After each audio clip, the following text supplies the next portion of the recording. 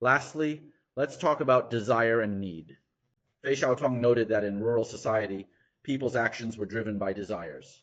Desires are straightforward. If you want to eat, you eat. If you want to drink, you drink. Essentially, it's about satisfying basic needs and desires, food and sex. The activities revolve around directly fulfilling these fundamental human desires. But you need to understand that desire is a cultural fact, not a biological one. You might think that basic desires like eating and sex are biologically driven, but Fei Xiaotong argues otherwise. He believes desires come more from cultural facts. For instance, people in Shandong eat scallions with their meals, and northerners generally like garlic. Is it because these kids are born with a genetic preference for garlic or scallions? No. It's because they grew up watching their parents and grandparents eat this way, so they learn to do the same. In Xi'an, we love eating mutton soup because we've seen it all our lives. It's not necessarily that mutton soup is better than southern dishes. It's hard to measure that. It's a cultural fact, a result of accumulated social experience. These experiences tend to favor survival. Habits that don't aid survival get phased out over time. So, the traditions that survive are those that have been beneficial. However, when you move to an industrial society and leave rural China behind, you'll find that operating solely on desire won't get you far. For example, if you're a young person working in the city and you act only on desire, you might play games instead of working and spend all your money on food without saving anything. Why bother saving?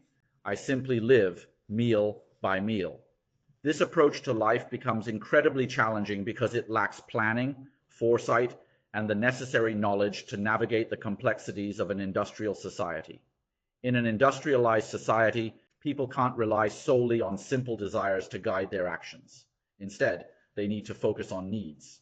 Why do we shift from desires to needs? It's because needs involve planning. You might not love going to school, but you need to go to school. This is part of a plan, a necessity. By going to school, you gain skills and a diploma that will help you secure your place in society and stand on your own 2 feet. This is what people need to thrive in an industrial society. Needs represent a conscious approach to survival. We move from acting on immediate desires to thinking about what will best support our survival and improve our lives. For example, nutrition. It's not enough to just eat food that tastes good and fills you up. You need to think about nutrition. You might need to take vitamins if your meal isn't well balanced. While it may not provide immediate pleasure or sensory delights, it is part of our planned approach. So, things like nutrition, scientific knowledge, exercise, intentional reading, engaging in grassroots activities, and participating in charitable endeavors are all examples of our needs. Indeed, as societies become more industrialized, we tend to adopt a more plan-oriented approach and engage in activities driven by practical needs rather than mere desires. Confucius talked about kejifuli, subdue the self and follow the rights. This means managing our desires and not solely acting based on immediate gratification.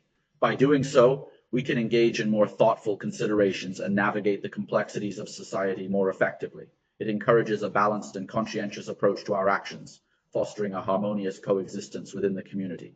In contrast, if you're living in a rural setting with your own plot of land, a wife, kids, and a cozy home, you don't have to worry so much. What you have to do is set aside seeds for the coming year, and the rest will take care of itself. You can simply embrace the joy of living and celebrate the present moment.